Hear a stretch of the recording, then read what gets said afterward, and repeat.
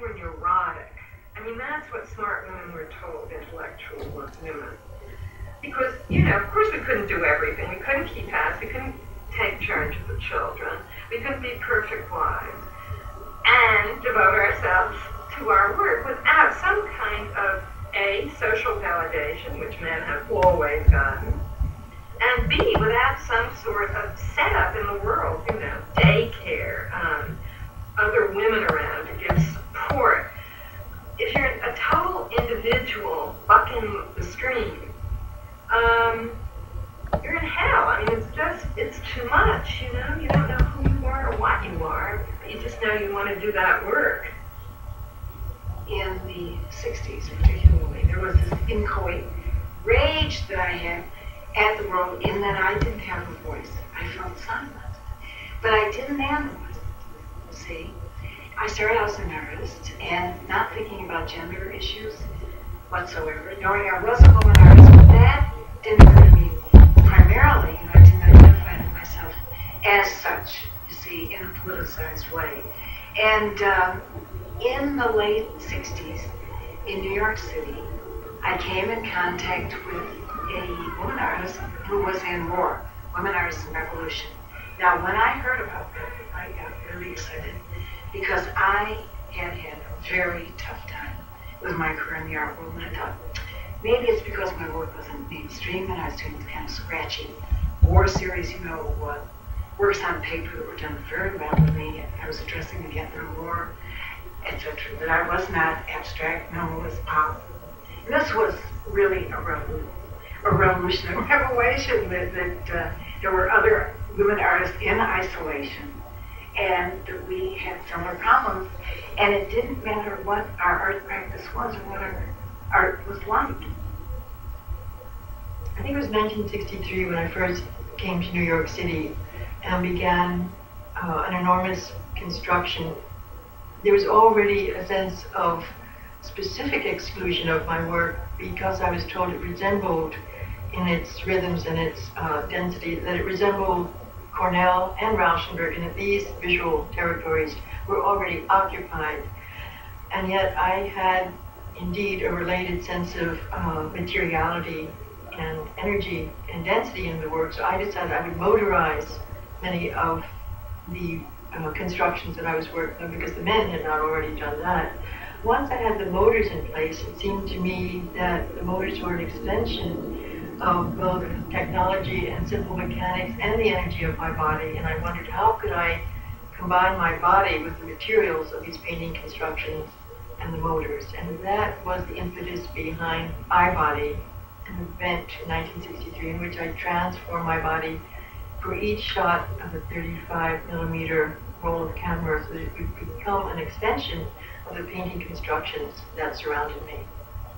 I was very excited about them, but I didn't quite know what they meant art historically, so I took them to the most adventurous curator at the time, who was the director of the Jewish Museum, and I showed him these photographs and asked for his opinion, and he said, these have nothing to do with the art world. If you want to take off your clothes and run around naked, you'll find another place to do that.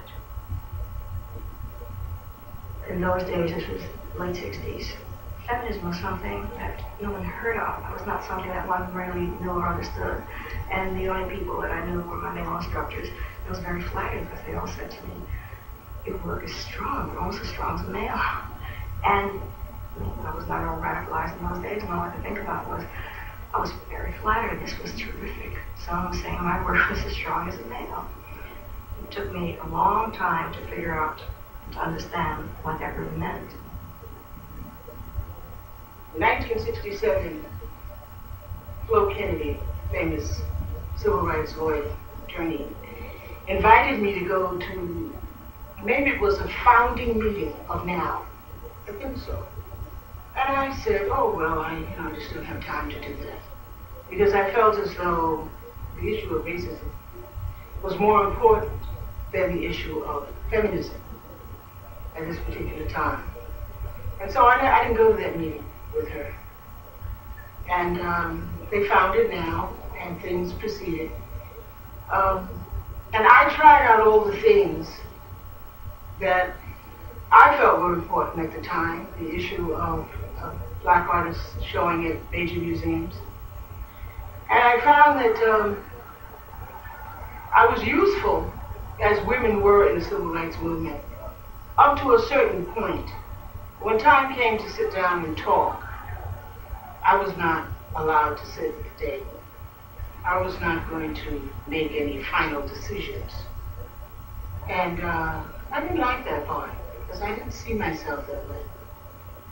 I didn't like licking envelopes and being always walking behind. That wasn't what I was struggling for. I was struggling for an equal chance. And so by 1970, I figured it all out. And I got very much involved in the women's movement. Because I wanted liberation for myself. And, you know, I wanted to be one of those that made it possible for other women to get a piece of their pie. At the same time that I got very much involved in the new women's movement and women's liberation, I decided that I couldn't leave my work to one side. And I said, I'm going to do a seminar on women and art at Vassar.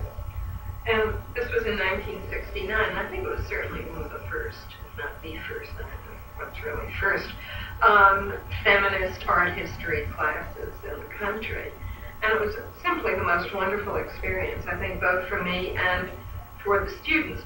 It was absolutely new. We had to find new materials, we had to invent new terminology, there were no textbooks, there was nothing. We really started from scratch, inventing this new subdiscipline of our field.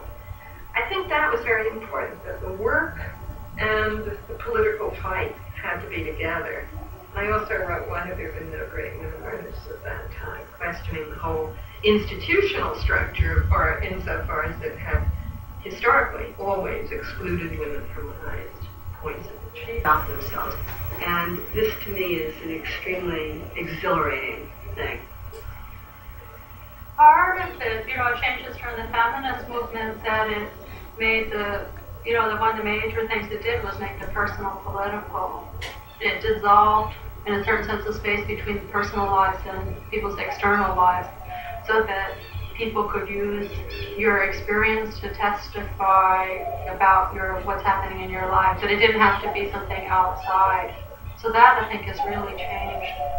And then there's been this sort of enormous flood of this, probably in the last 10 years, of people talking about their experience. But politically, I would say it's like a more interesting place to talk from. In the United States, women have a different historical relationship to materials than men do. And within that, there are many varieties also, but we have a history of being associated to craft and to kind of handmade and different things like that then have been interjected and used to be subversive within the art world. That it subverts, like the notion of how sculpture is made or something like that. But it really destabilizes power. All the women in my family have been sewers. I learned from my mother. My mother learned from her mother. Her mother learned from her mother, and her mother learned from my great-great-grandmother. Susie Shannon, who lived to be 110, was a former slave and made quilts for the plantation.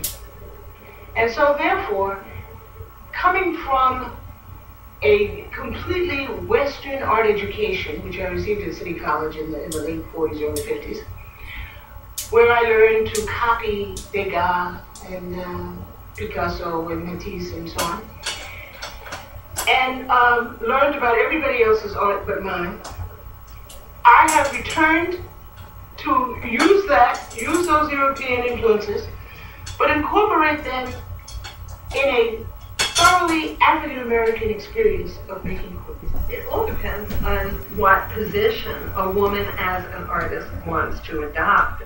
Sure, there have been women modernists. I mean, we all know about them. They've never been Picasso, they've never been Matisse, because central, it seems to me, to the achievement of modernism is the fact that the producer of modernist works has to be male, has to be a kind of domineering figure who rises up over the horizon of art and says, this is how it's going to be. changes, invents, usually involved is a certain power over women and women's bodies. And if you look at the work of Picasso and Matisse, for example, you'll see that this is absolutely a part of their particular kind of modernist invention. So the position of modernism has always been a kind of hierarchical, male-dominated, the great inventor who is powerful in the sense of being powerful over the opposite sex, who's manly and sperm-filled and so on and so on. This seems to be central to the modernist enterprise. A positive reaction to my work has been very long to come, because I deal with things that people don't want to face. I didn't doubt my right to express myself. I didn't doubt what I wanted to say. What I doubted is my ability to be recognized. But it is not that important. To be recognized is not the most important thing. The most important thing is to produce and you get a finished product, which is what you wanted, and you wait. That's it, you wait. Until vous avez preneur, on dit en français. Until somebody finds you. Many women, unfortunately, don't get their just desserts until 10, 20, 30, sometimes more years later than a man of equal stature and caliber might have. And I think that's because the kind of omissions and distortions of credit in the real world are exactly analogous to those of the art world. So it's no surprise. But